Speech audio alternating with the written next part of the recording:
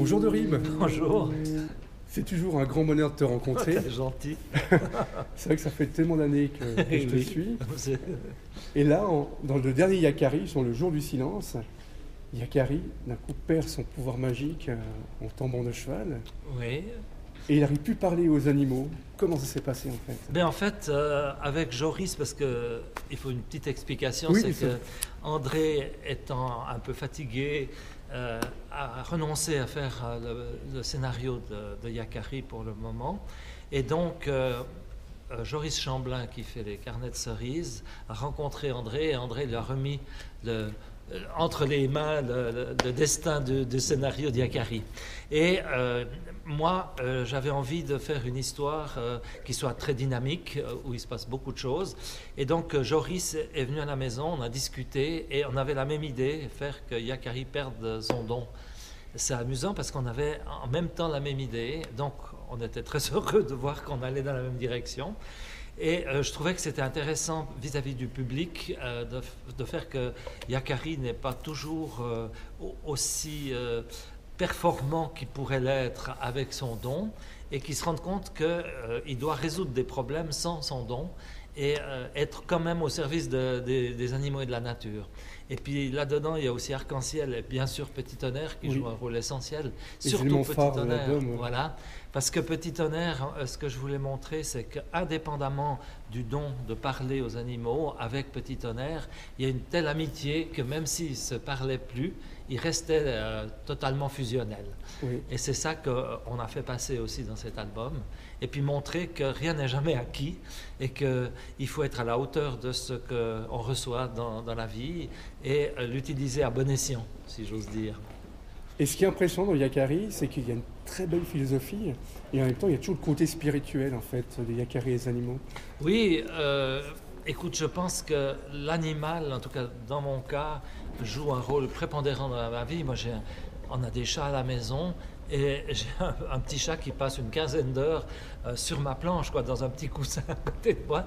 Et il y a des moments où il s'étend et je dois faire attention qu'il ne reverse pas l'encre de Chine ou qu'il ne marche pas dans les couleurs. Donc c'est ton côté zen avec Voilà. ton chat.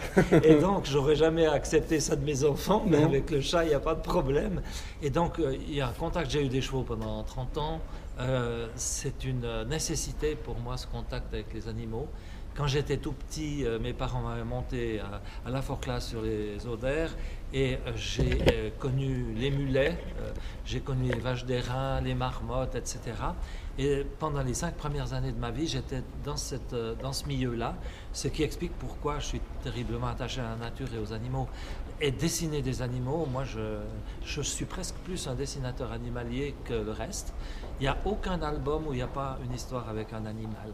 Et justement, tu as fait justement un superbe album avec les vaches, qui s'appelle Oui, Tu seras reine. j'ai fait Tu seras reine avec les vaches d'airain. Oui. Et là, je suis en train de dessiner la suite. Ah, super. Oui, la suite avec les mêmes personnages qui sont dans Tu seras reine, mais sur la patrouille des glaciers.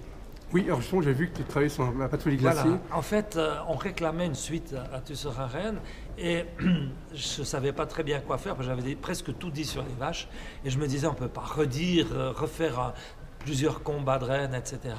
Et on m'a proposé de faire une BD sur la patrouille.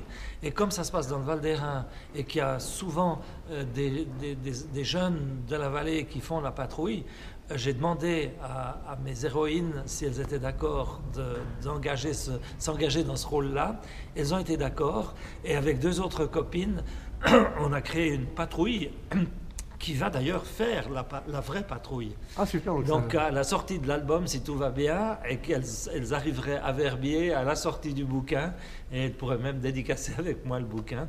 Donc c'est une aventure très amusante et très intéressante qui me change aussi du reste, c'est de voir évoluer dans la réalité une performance potentielle. Donc on va plus loin que la bande dessinée. Voilà, tout à fait. Déjà avec Joe, on avait été plus loin. Oui. Ensuite avec Tu seras reine, le galop du silence, Oui. c'est vraiment des des BD qui sont basés sur des moments de vie et sur un partage de passion avec des éleveurs, que ce soit des vaches ou des chevaux, qui me touche beaucoup parce que justement ce rôle de l'être humain avec l'animal est quelque chose de très fort. Et ce que je vois, c'est que les gens sont très touchés quand on parle d'eux d'une manière constructive et positive et qu'on montre quelles sont leurs difficultés, qu'est-ce qu'ils traversent dans leur vie au quotidien avec ces animaux, et ça vaut la peine d'en parler, quoi. Et c'est vrai que tu parles des animaux, c'était très présent aussi avec Buddy Langway. Oui, tu sais, il y a un cheval qui s'appelle Darky, après Fellow, et Darky, c'était le premier cheval que j'ai eu avec un copain. Et donc, pour moi, c'était important de replacer Darky. Oui. Et dans Red Road, j'ai parlé de ma dernière petite jument, Shannon, qui est une petite jument à Palooza, et j'ai raconté sa vie, en fait. Et donc, j'étais très proche de la réalité du vécu avec un cheval, et ça, c'est des choses qui sont... Je pense que le lecteur sent quand il y a quelque chose de particulier qu'on essaye de transmettre, quoi, tu vois. C'est comme quand Franquin a fait le nu du marsupilami, Isabelle est née à ce moment-là, quoi. Oui. Donc il y avait une corrélation totalement marquée, même si lui-même s'en rendait pas compte. Ouais. Donc en fait, on peut presque dire une vie de la bande dessinée au service de la nature. Oui, mais disons que c'est surtout, moi je vis bande dessinée, je suis... Oui. Donc tout ça c'est logique, je ne pourrais pas faire autre chose. Hein. Je peux dire sans vanité que j'étais fait pour faire de la bande dessinée, je ne pourrais pas faire autre chose aussi bien que de la bande dessinée. Il y a deux anecdotes amusantes. J'ai fait pas mal de ski, j'étais prof de ski quand j'étais jeune pour le gymnase, etc. Et puis donc j'ai eu des chevaux pendant 30 ans, j'ai fait des concours complets. Je ne skie plus et je monte plus à cheval, mais j'ai aucune nostalgie parce que je dessine des chevaux tout le temps et maintenant je dessine des skieurs. Donc tout se tient bien, mais c'est grâce à la BD. La BD en fait est une sauvegarde. Quand je me regarde par hasard en traversant dans une vitrine, je me dis c'est qui ce vieux bonhomme? Parce que dans ma tête, moi j'ai entre 20 et 25 ans, quoi, tu vois. Donc il y a un décalage qui devient pénible. Mais grâce à la BD, je reste disponible à des tas d'aventures liées au crayon, liées à la création. Et je pense que ça c'est un privilège absolu, quoi. Et c'est vrai qu'en même temps, toute ta famille vit aussi la nature. Dominique a mis les couleurs pendant des années à Yakari. Oui, pendant 35 ans. Oui. Et maintenant, elle fait ses propres aquarelles. Elle fait des portraits d'enfants en costume. Et donc, elle a renoncé aux couleurs. Et vu qu'on changeait de scénariste, on a décidé qu'on changeait aussi de donc c'est pour ça, en fait, qu'elle a arrêté la couleur. Voilà. Et donc, maintenant, elle ne fait que du travail pour elle. Et elle le fait tellement bien que je l'ai encouragée très vivement à faire ça. Et puis, il y a même des expositions. Elle est reconnue comme aquarelliste. Et j'en suis plus que ravi. Ouais. Et Arnaud, lui, fait beaucoup de photos aussi. Oui. En plus, il tient la boutique avec son ami As-Création. Oui, As-Création, c'est la maison d'édition. La maison d'édition. Et puis le Carré d'As, c'est la boutique où il organise des expositions tous les 2 ou 3 mois. Et puis, il essaye d'intéresser le public à des bandes dessinées qu'on ne trouve pas à la Migros ou dans les grandes surfaces. Oui, ce qui est super, c'est qu'il y a des beaux exemplaires, il y a des belles sérigraphies, de tes dessins. Et puis, on peut boire un café en discutant avec eux. Voilà, exactement. Et donc, moi, je suis ravi de travailler en famille comme ça. C'est très agréable. Et donc, maintenant, j'essaye, moi, de ne faire que dessiner. Oui. Et bien sûr, je me tiens au courant de tout ce qui se passe, mais c'est Arnaud qui gère et qui assume tout ce que je faisais avant et qui est quand même assez lourd. Discuter des contrats, c'est pas toujours facile. Et puis, avoir des contacts et tout ça, je suis plus qu'heureux qu'il ait repris ça. Ça nous permet de nous projeter dans l'avenir et de continuer de faire vivre As-Création. Nous sommes tous salariés, Dominique, Arnaud, Flore et moi. Oui. Et donc, c'est amusant de vivre une autre aventure sur un plan de création, mais légèrement différent de ce que je vivais avant. Et là, avant, tu m'as annoncé un grand scoop. Il y aura des couteaux Yakari. Oui, si tout va bien, il y aura des couteaux Yakari. En fait, tu as peut-être vu dans certains albums, il a un poignard. Oui, oui. Un Indien sans couteau, je pense que c'est impraticable. Oui.